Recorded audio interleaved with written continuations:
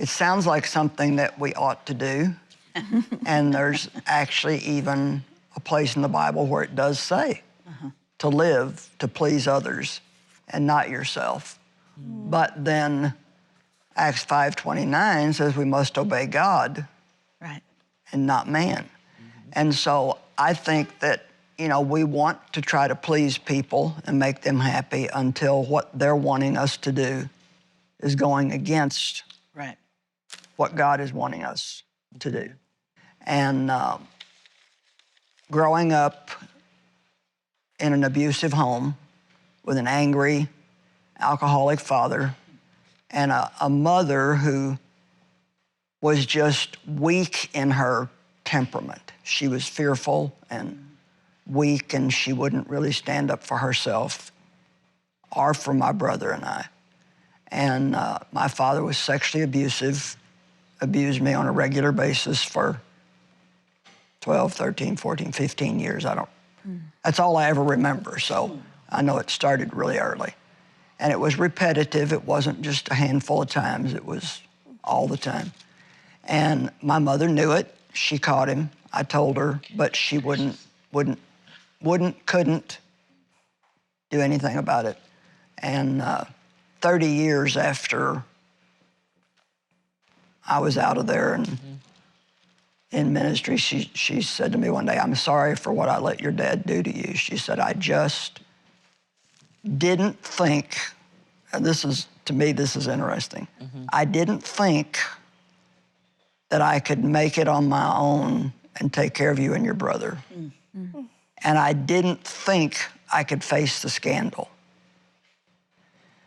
You see, incest back in those days was not anything that anybody talked about. You didn't talk about that. Actually, when I started openly talking about it in the pulpit, I don't know this, but I think I could have been one of the first to ever do that because you just didn't talk about it. And my dad was a very angry man. There was always this dance going on of trying to keep Daddy happy.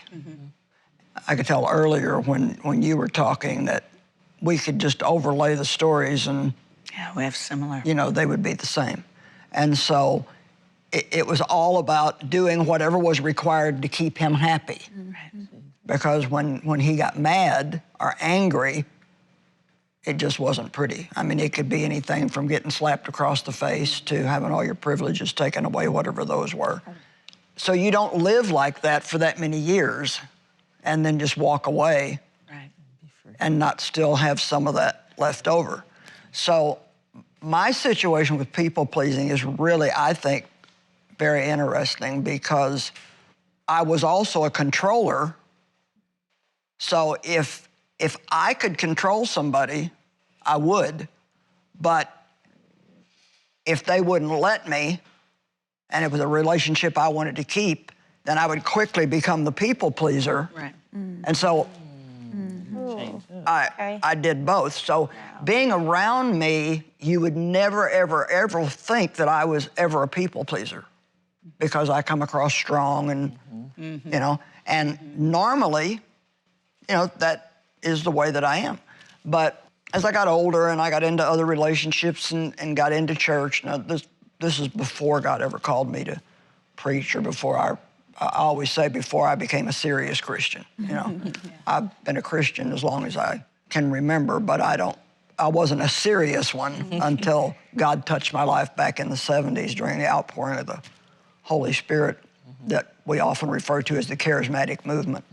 And I was going to a church, the denominational church that Dave grew up in, and I always wanted to be important because I felt bad about myself. I wanted to be important. I wanted to lead. And so there was this one woman that kind of was the woman that if you want to be in the in crowd, you've got to be in with her. And I look back now when I think, it just makes me almost want to throw up the way that I catered to her and was so unauthentic with her because I would just make on over her and call her every day and compliment her and anything that, she wanted me to do, I would do. And sure enough, I got what I wanted. I got in with the in crowd. Dave was an elder in the church, and, we were always invited to all the parties and yada, yada, yada, yada. But the thing is, when you get a relationship with that way, that's what you got to do to keep it. Yeah, there's no foundation. And so eventually it becomes exhausting.